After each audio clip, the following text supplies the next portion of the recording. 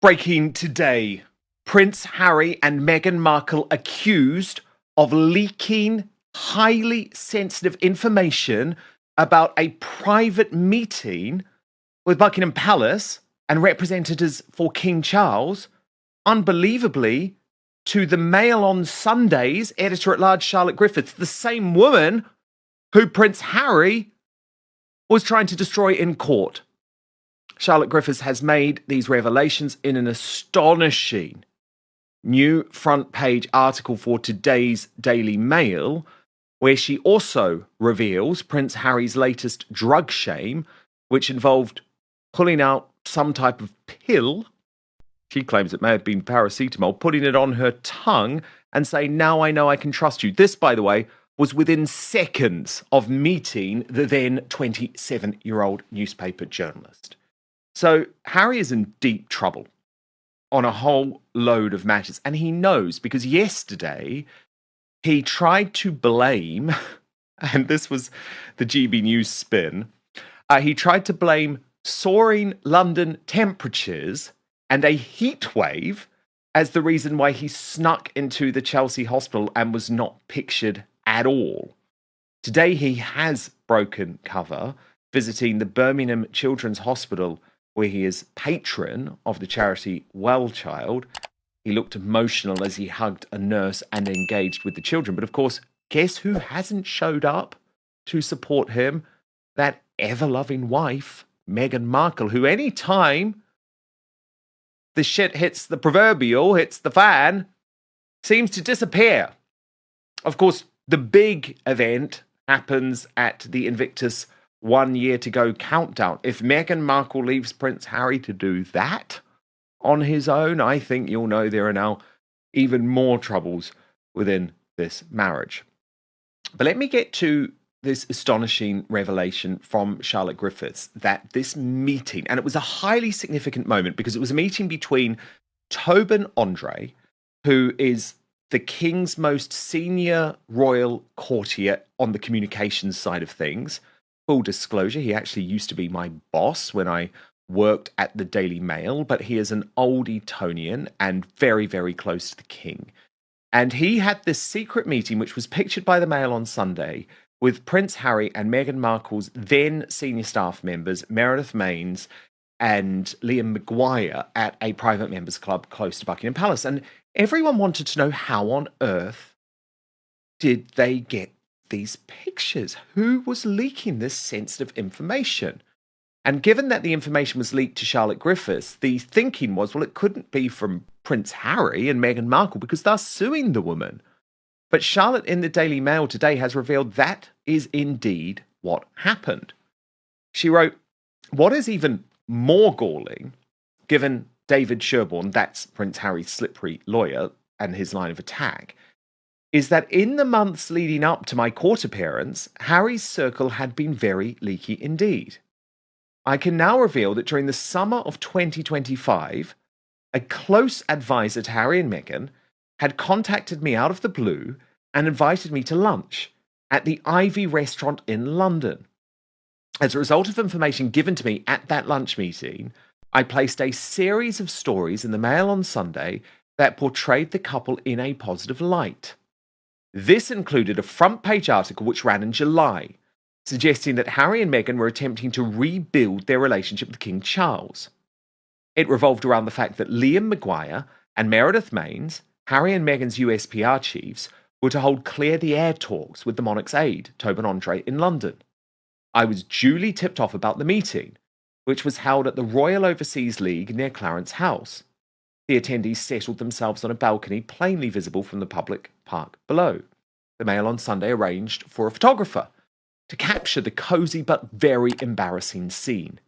In a development which speaks volumes for their integrity, sources close to the Sussexes then briefed the Daily Telegraph that they were very frustrated that the pictures of the Royal Overseas League gathering had ended up in the Mail on Sunday, suggesting, quite falsely, that the palace was responsible for a grotesque betrayal of trust. Now, just 6 months later, the prince was impugning my integrity while swearing that his people never leaked and that stories that ended up in my newspaper must have been obtained illegally. Rafe Hadel-Manku is a royal historian and senior fellow at the New Culture Forum. Oh my God, Rafe, this is actually so serious now because, all of the talk all along in terms of this sort of rapprochement between Harry and King Charles has been based on an understanding that it must stay confidential, Rafe, that he must not continue to leak information. Now, I have reported, Rafe, time and again that he can't do that. Like when he met Charles at Clarence House, information was immediately leaked into the US media. So I've always said Harry's never going to be able to do that. But we now have categorical proof that he leaked this critical meeting, that he and Meghan leaked this critical meeting to the Mail on Sunday and Charlotte Griffiths, a journalist who at the same time they were suing, which is not only totally twisted, it's totally bizarre, but then they lied about it, Rafe, and tried to blame King Charles. So I just put it to you, Rafe, that surely enough is enough now. And if the king, and I know you hate criticizing the king, but he can't go through, Rafe, with a meeting with Harry this week. He just cannot. Want the real story behind the headlines? Subscribe to Dan Wootton Outspoken for daily updates you won't get anywhere else. Join us today. It's free.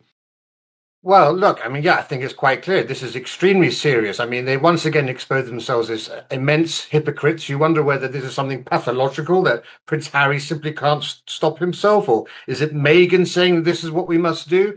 I've been to the Royal Overseas League many times. It's the balcony where you sit on there. It's a huge place. That's the only place where you can really be seen by the public. So who was it who decided to sit out on that tiny balcony when there are so many other places to sit for the first thing? Look, trust has been completely destroyed between Harry and his family. There was an attempt, a very magnanimous gesture by the king to extend an olive branch by inviting him to stay at Buckingham Palace.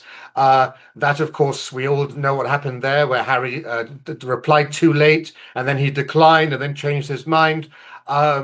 And all that became public as well, of course, in a very unfair way, with the Sussexes claiming that they had their invitation withdrawn, which wasn't true. So it's already been damaged. That attempt at rapprochement has already been set back, and now you get these revelations. It seems to me as if they are as far apart as ever, and I wouldn't be surprised at all if certainly the Prince of Wales was advising his father along similar lines and saying, well, look, he clearly, for all of the talk he has about wanting to reconcile with his family, he's actually shown no real, true, deep down conviction that that's what he wants to do.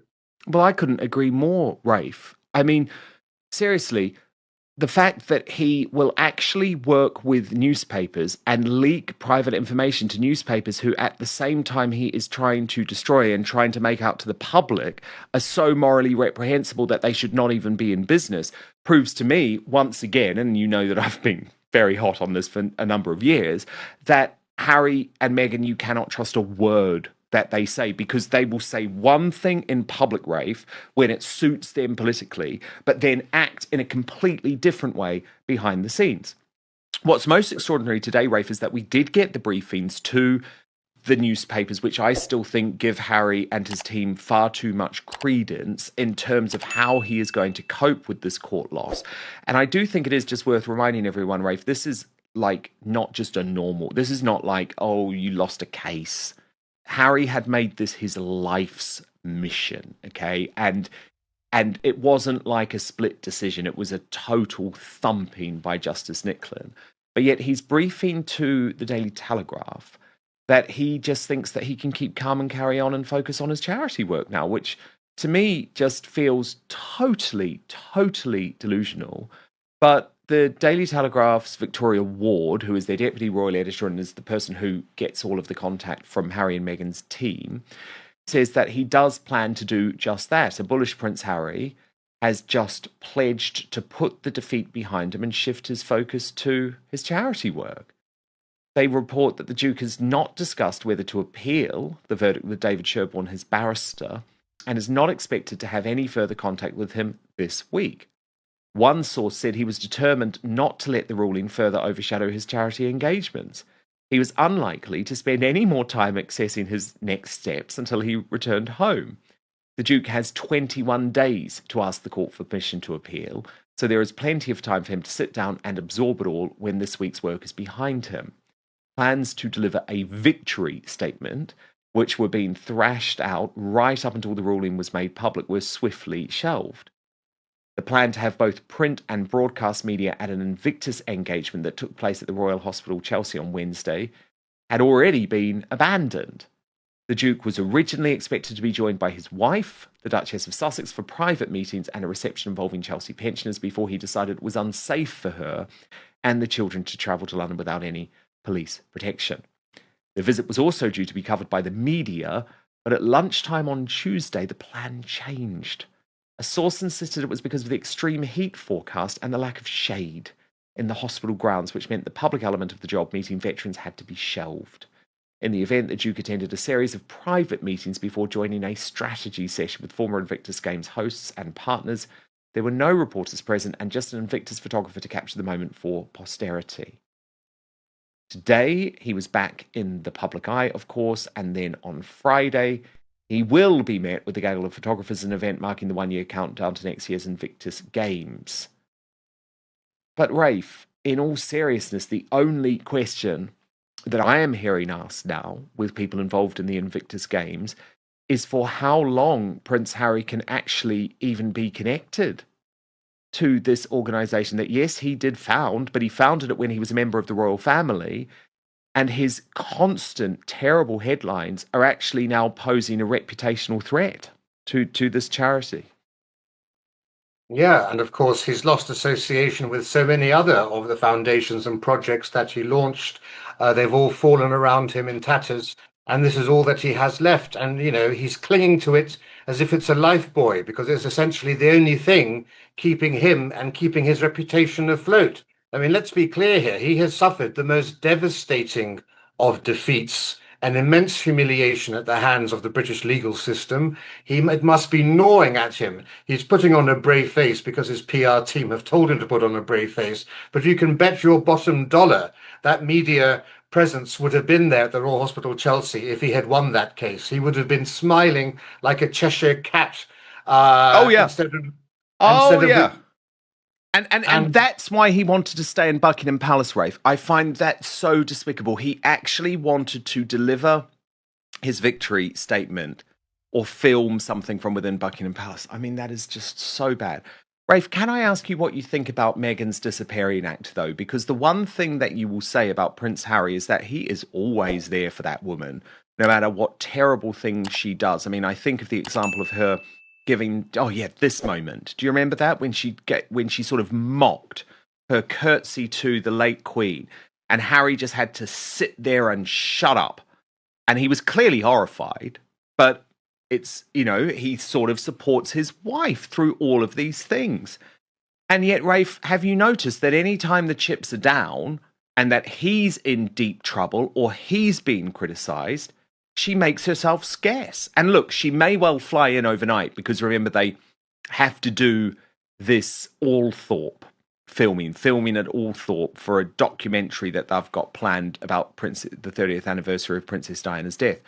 But I would argue, Rafe, that she needed to be there for him earlier this week because this is a man who has just suffered a defeat which is really going to change the course of his life. That is how significant, in my view, the defeat by the Daily Mail was. It was so consequential, and she's just not there, Rafe. What do you think that says about her? This channel provides news reporting, commentary, criticism, and analysis based on publicly available information. All images, video clips, and other materials belong to their respective copyright owners and are used where appropriate for commentary. Well, she's a fair weather wife, isn't she? She's only there for the good days. She's only there when the sun is shining. When the clouds form, she rushes off. Her California character can't deal with cloudy skies. But I'll go back to that in a moment. But can you imagine? Because when he lost that case, he attacked the judges. He attacked his father's judges. It's the king's law, and he undermined the rule of law by calling it a whitewash. Imagine if he had said that from within Buckingham Palace. Let's just put that. Oh my God, I know. No, but it's such an important point. I keep thinking about that because it's the King's Court that he and Rafe, and again, just before we get back to the Meghan thing, that is why I think he can no longer be a Councillor of State. I know that you think he should stay in the line of succession, but a councillor of state, tell me if I'm wrong, Rafe, because you're the expert on this stuff, but a councillor of state is there to effectively sign off laws and, do official duties on behalf of the king if the king is incapacitated in some way. So how on earth can you have someone as a councillor of state who is criticising the king's own He's judiciary? really not a councillor of state because you have to be living in the United Kingdom for that to happen, and he's living abroad. So essentially, he's already removed himself from being a councillor of state. So it's nothing more. It's not. It's even less than a formality that he's listed as such. But yes, But sorry, I mean, interrupted your point on Meghan. yes, and well, we've seen this with Meghan before. Do you remember what happened when he went when Spare was published and when it began to Yep, fall she around his ears? disappeared. When he kept talking about his frozen Disappeared. todger and his chapstick reminding him of his mother when he rubbed it on there, she was nowhere to be seen. You have to remember this. Meghan always thinks about herself. She married him in order to advance her own social status and her own social career. She wanted to be a Martha Stewart, and she's achieved what she achieved on the back of Prince Harry.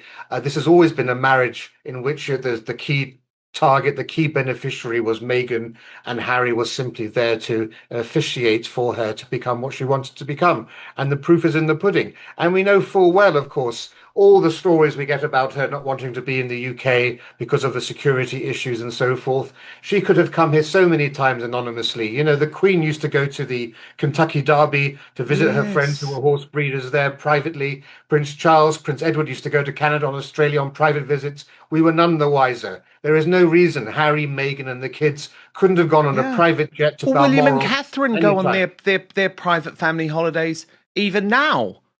And Rafe, think that's even now in the age of social media where people have smartphones and everything, they still go on these holidays. They are never pictured. It's totally private.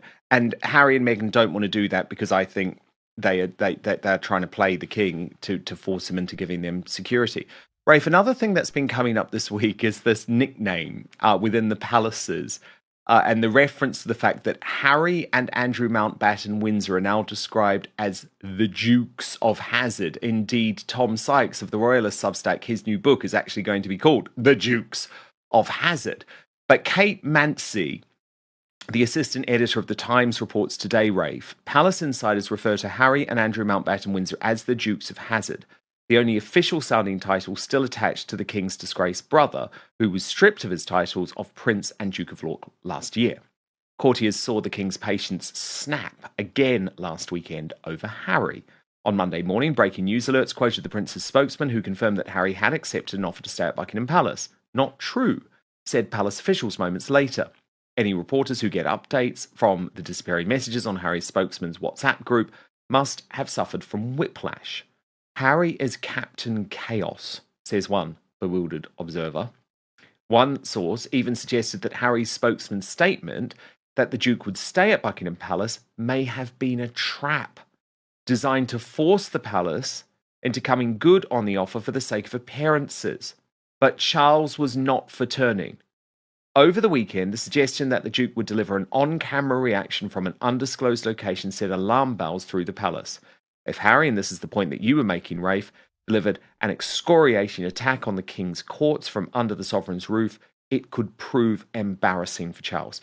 Now, we've discussed that, Rafe, but the thing that I just wanted to point out in this piece, because remember, this is the Times, it's the newspaper of record, Kate Mansi is a senior figure in the Royal Rota and is briefed a lot by Buckingham Palace. And the thing that really shocked me here, but I think they're correct, by the way, I think it's completely true, is that the reason Prince Harry released that public statement on Monday saying, yep, I'm going to stay at the palace, knowing full well that that visit had already been rejected, was to effectively use the media to pressure King Charles into reversing his decision. And don't you just think, Rafe, that is so cretinous? And again, here we have a man who's constantly moaning about the media, but he will use the media to try and shame and bully his own father. I just think it's the lowest of the low. Yeah, you're absolutely right. It's crass and it's so obvious. I mean, these are mind games and attempts at manipulation, which are so easy to see through. I mean, no, you have to be, a dunce at the royal household not to see what his game is. But I mean, what is his long game? I mean, it's also such a short-termist thing. If you really want to heal things with your father, if you want to show that there's trust there and build things back to whatever, who knows, a balcony appearance in 10 years or whatever the long game is, this is not how you achieve it.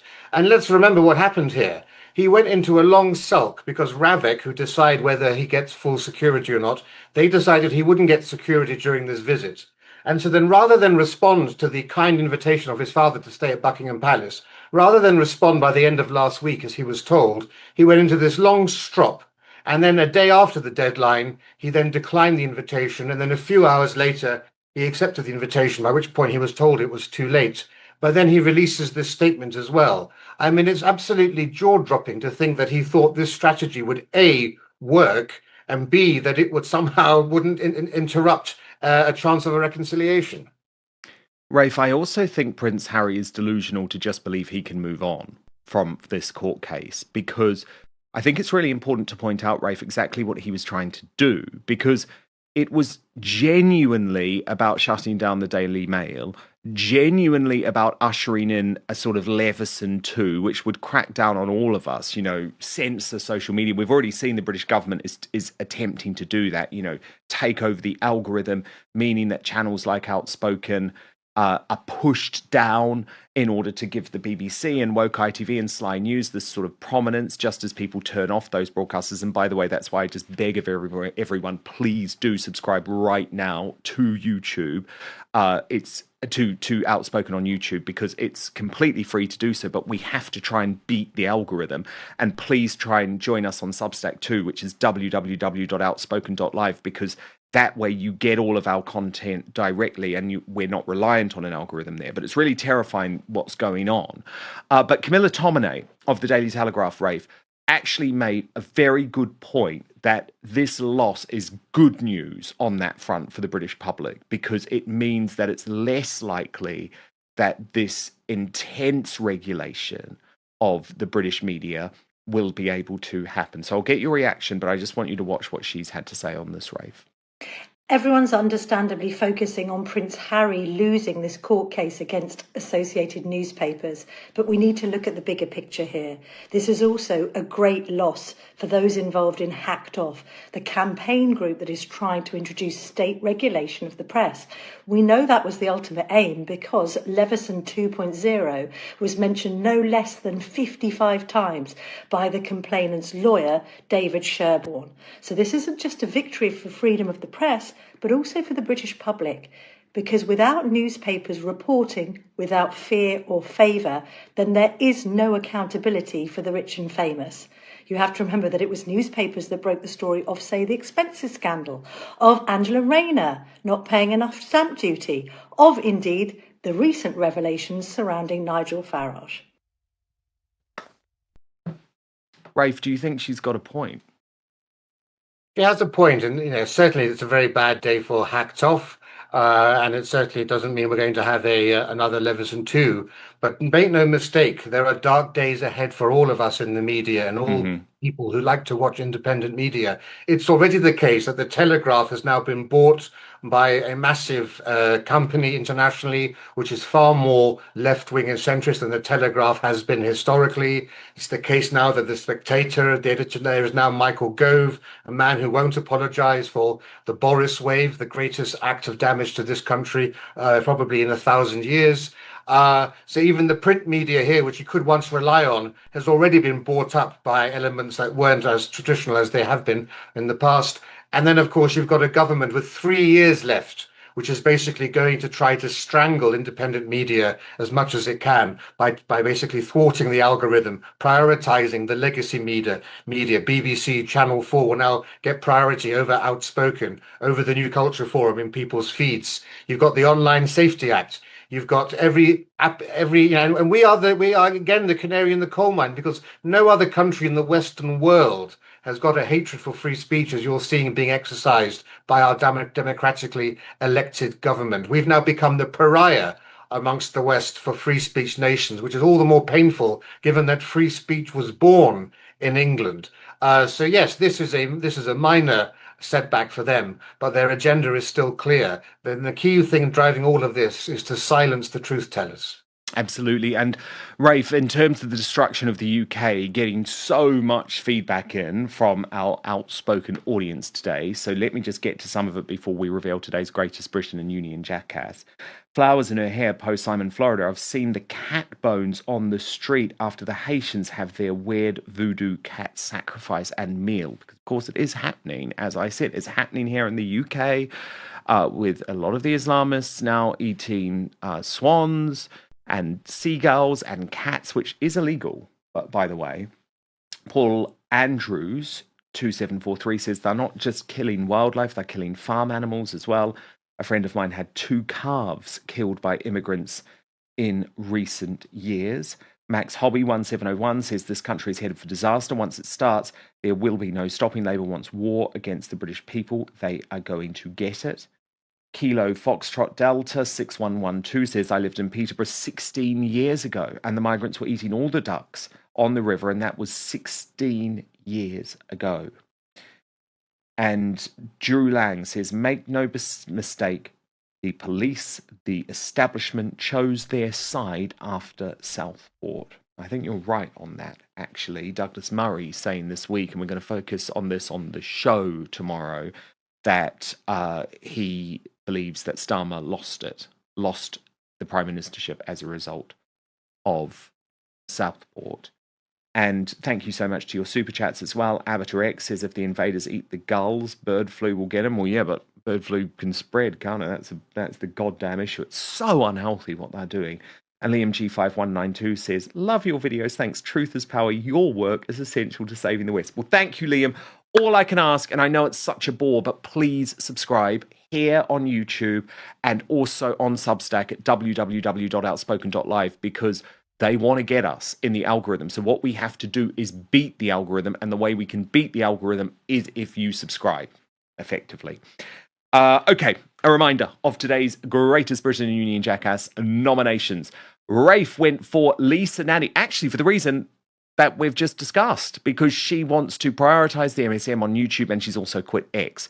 He also nominated Belle Ribeiro Addy, the MP for Clapham, who wants the UK to pay reparations to Jamaica and the Caribbean. And I went for Nick Lowles of Hope Not Hate, that terrible organisation, which Rafe earlier today, quite rightly, I'm going to use this, Rafe, thank you, described as a fascist organisation after that showdown between him and Tommy Robinson. Okay, the results are in. It was actually pretty close today, and the lead changed during the course of the show, which is interesting to me. And third place with 21%, Belle Ribeiro Addy. The runner-up with 35%, Lisa Nandy. But I'm sorry to say, Rafe, I'm the winner today with 44% of the vote. It's Nick Lowles, but it's probably because you called him a fascist, actually, that got him the vote. Rafe, you have a very appropriate Greatest Britain for us today. I do. I have Arthur Ferry, a man who has come from nowhere, young lad, local boy from Wimbledon area, and he's become the first Briton in history to a wildcard player to enter the semi-final. So the best of British luck to him. Oh, absolutely. And Catherine, the Princess of Wales, is so excited about this, I am told. So she is really going to be going for, and I imagine she's going to be at the finals, especially now that we've got one of ours in there. Rafe Hadelman-Koo, amazing to have you as always. Remember to follow Rafe's incredible work on his own YouTube channel, but also at the New Culture Forum, where he is a fellow. Thank you so much, Rafe. Dan Wootton Outspoken is your no spin, no bias, no censorship outlet for independent news. We have no big tech backing or billionaires pulling my strings, but that does mean I need your support. So please hit subscribe on YouTube, turn on the notification bell, and subscribe to Dan Wootton Outspoken on Spotify or Apple Podcasts. It's totally free, but allows me to continue my promise to always keep fighting for you.